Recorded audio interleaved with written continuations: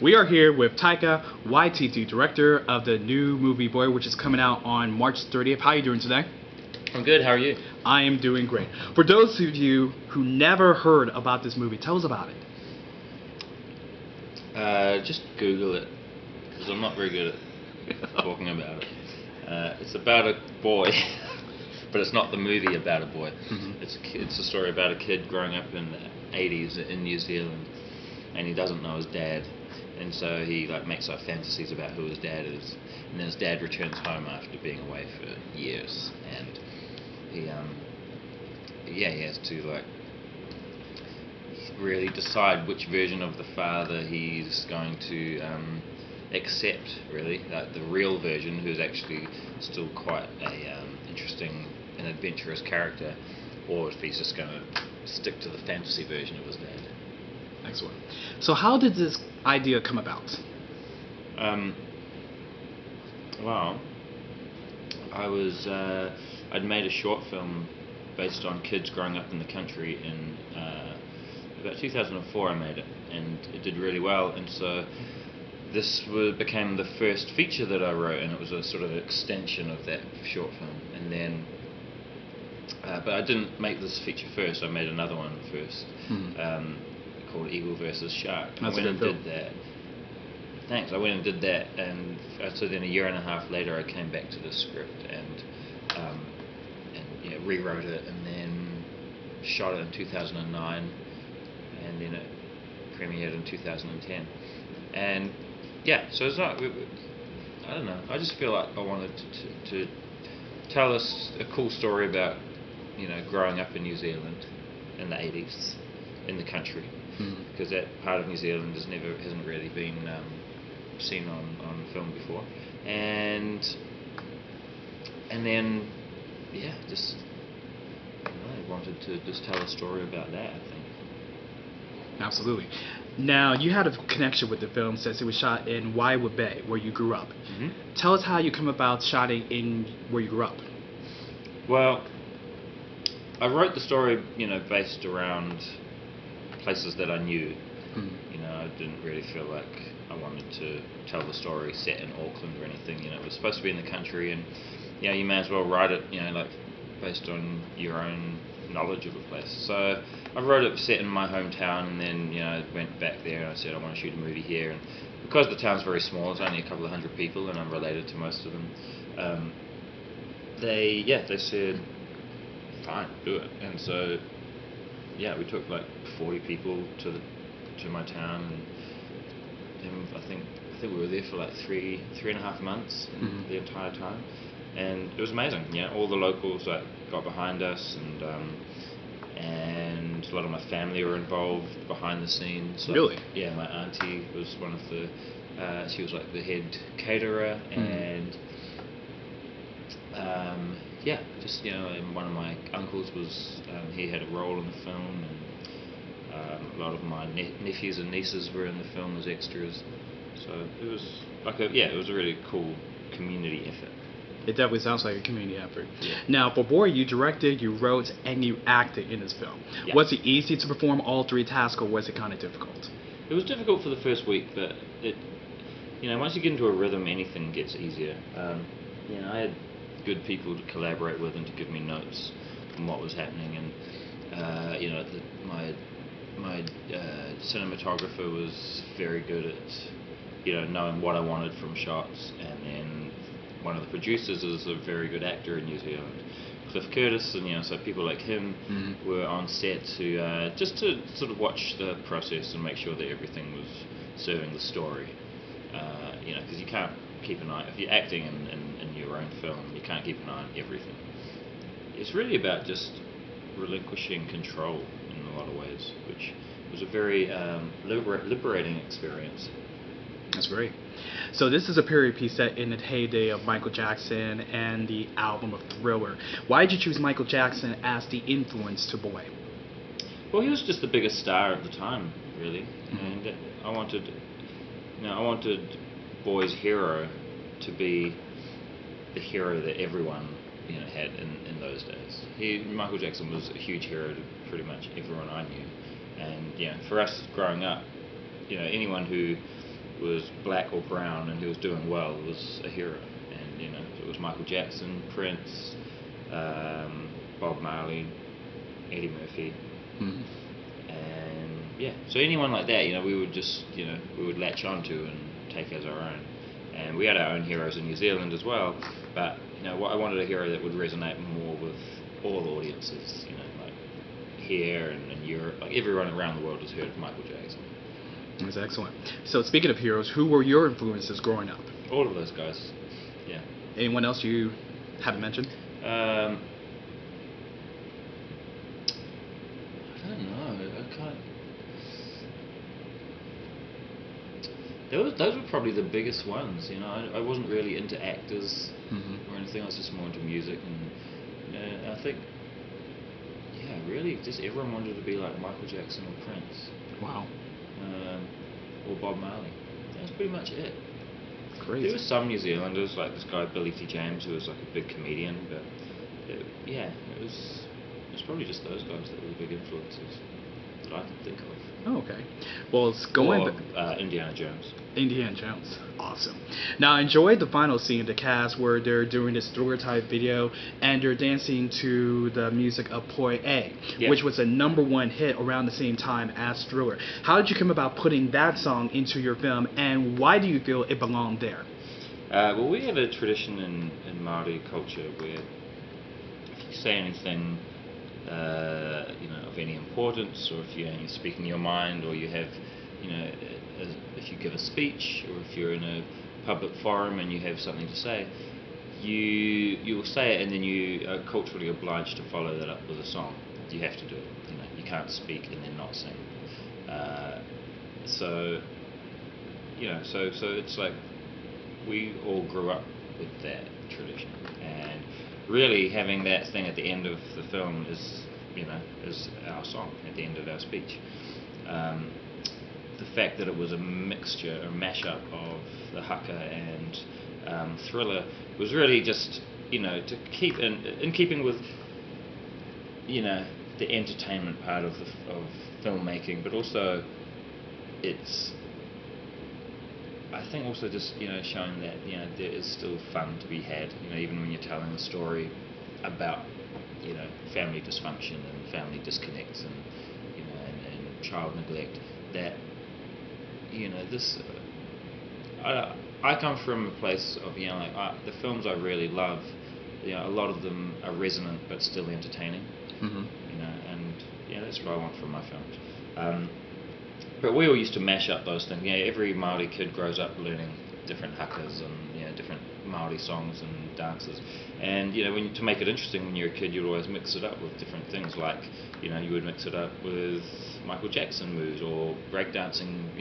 Was huge in the 80s, and so you'd mix it up with breakdancing. Whatever felt cool and felt like it was making it more interesting for you as a kid. So that's really where the idea of mashing the two things came up. Excellent. And I heard that song had a resurgence because of the film. That's what? It had a resurgence. In other words, it came back on the song. charts. Poye was #1 in 1984 or something. And it and because of the film, it came out again, and I think we got it to #1 or #4. I think we got it to #1 for like maybe a week. Nice. Yeah. Power of the film. Yeah, that's right. Now, the movie follows along the lines of hero worship. Growing up, you ever had that feeling of someone you thought who was an amazing superstar, but they actually turned out to be an ordinary person? Ever had that feeling before? I think most people have that with their parents, and especially with fathers. I don't know many people who have fathers who haven't at some point realised, oh wow, my dad's not invincible, or my dad's like not as cool as I thought, or my dad's he's flawed, and that also is reflective of Michael Jackson. This was a guy that everyone idolised, and then slowly we found out that he was flawed as well, and and he had his weaknesses, and I don't think that that there are any heroes either that are without flaws, or without these parts of them that that kind of like their downfall, really. That will bring about their fall. So I mean, even if you look at classic superheroes, they've all got they've all got that one thing that is it's like their their shadow side. You know, I mean, Batman definitely has it. Spider-Man as well. You know, it's what makes people interesting. So I think I think that your heroes become more interesting because of their flaws and because they're not perfect. Definitely they do. Now, I like how in a couple of scenes that we peeked into Rocky's mind that we see crayon drawings of what he perceives. Can you walk us through the inspiration of that? Yeah, well, the drawings were really because there's 3 sets of fantasies in the film. There's the fantasy of Rocky, how he sees the world and the way that he reinterprets the adult world around him. And that I wanted to be very simple and in a way that suited the mind of a 6-year-old, or how we might see the mind of a 6-year-old played out on screen. Then the fantasies of Boy, who is a little bit more advanced in his fantasies, and his ones play out in the live action cutaways, and they're more imaginative, and you can really picture, his father doing all these amazing things. Then we have Alamein, the father, and his fantasies, and they play out in the physical, like in the present reality, and those fantasies show themselves in the way he dresses and presents himself, the way that he changes his name, and his fantasies are really him trying to be anything but himself. So that's really how how the idea for the drawings came. It's just showing a way of representing Rocky's view of the world, but in a way that suited a 6-year-old. Do you mind if I ask who did the drawings? I did the drawings. I did Really? the animations, yeah. Awesome. Did a good job. Thanks. So, why do you think it did so well with the audience? Because I read somewhere that it overshot The World's Fastest Indian as becoming New Zealand's highest grossing film ever. Yeah, no, and by a long way as well. It's there's only 5 films that have done more box office in New Zealand, and that is the 3 Lord of the Rings films, Titanic, and Avatar. Wow. Yeah. So how does it feel to have that honor of being the highest grossing film? It's really cool. It's nice to set benchmarks, and it's nice to know that, for me it's really nice to know that a Māori story can have that interest, or can draw the kind of audiences that that huge Hollywood blockbusters would draw in New Zealand. And beat them as well, like it did, better than King Kong and Clash of the Titans and all those other huge films. And yeah, it's really cool to know that New Zealanders really want to see their own stories. Exactly, and it did so well. Now, the power of independent films, it is becoming, from art house films to being worldwide phenomenon. So, what power do you feel that independent films have on today's audiences? Well, it's interesting because independent film actually has taken a fall, and it's not as strong as it was. It used to be in the mid-90s. It was very powerful, and you saw a lot of companies start up, like these umbrella studio companies, would open up things like Paramount Vantage and Warner Independent. You had Focus, you had Miramax. Yeah. And then in the recession, there was a fear of independent film. It's like, how do we market the stuff? It was, the market had become so flooded with independent film that it was almost like you couldn't tell what was independent and what was just a studio, making a handheld camera, movie, because a lot of the independent films, had a lot of stars in them. It's like, which can still be independent, but it started blurring the lines, and I feel like the independent movement got very lost. But since then, Miramax has closed down, Paramount Vantage has closed down, Warner Independent has closed down, Think Film, New Line. All of these companies have closed down because they can't make independent films, and there wasn't the call to make independent films.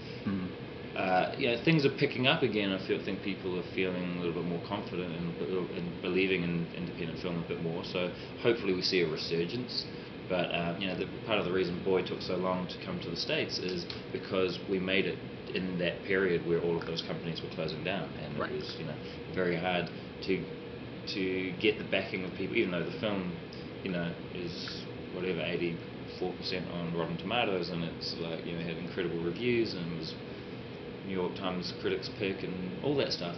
It's still hard because distributors don't know how to market films like this. It's like, how do you market a film that has no stars, Mm-hmm. set in the middle of nowhere in a country that not many Americans can even locate on a map? And how do you do that? Mm-hmm. Do you pour a lot of money into marketing that film, or do you put up posters of a guy fighting two dragons? Exactly. And what do you think the main audience in America is going to go and see?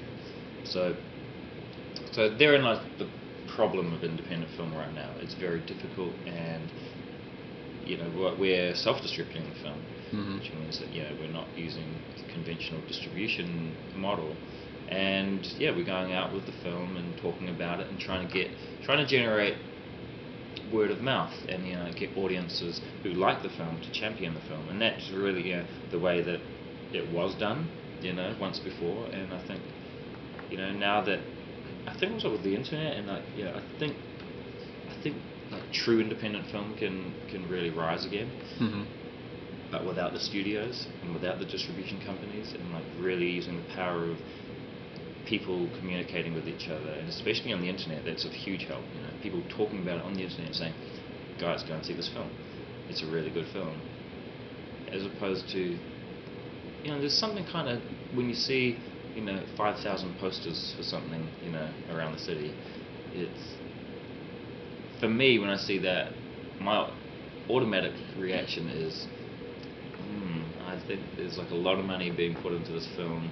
I'm not sure if it's going to be a very good film. I can agree with you, especially when, a major blockbuster, they hype it up almost every second. You have billboards, you have your commercials, and then all of a sudden you're growing tired of that film. It's like, I want something that's less known out there. I mean, how shit was John Carter? And that was like... They push it almost like every day. Yeah. And it was in your face, and it was like, yeah. They're like saying... I mean, I don't know how... I didn't even see it, but like... one of their quotes was... the first blockbuster of 2012. Well, I can tell you're not missing much. That was, it didn't look like it.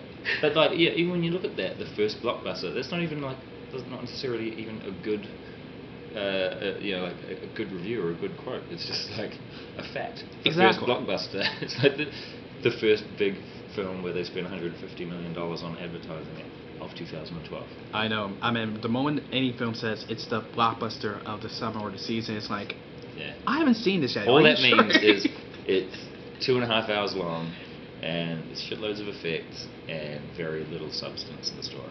Exactly. Let's see. One last couple questions. If there's one thing you hope the audience can take away from this film, what would it be? Really, just to talk about it. I think that people are genuinely touched, and I think they genuinely will be. It's just to tell other people, we're kind of surviving week by week in the theatres. So, the usual movie run is Friday to Thursday, mm-hmm. and then on Wednesday or something they reassess. They assess what's going on with the film, and if the film is doing well, if people are going to see it, then they keep it for another week, for another Friday to Thursday. Cool. And then then they keep it Friday to Thursday again, and then. If they, but if it's not doing well, then they drop that film and they put in a new one in its place. So really, I just hope that people, resonate. I hope the story resonates with them and people relate to it. And then if they do, that they'll go out and chat about it. Okay. And my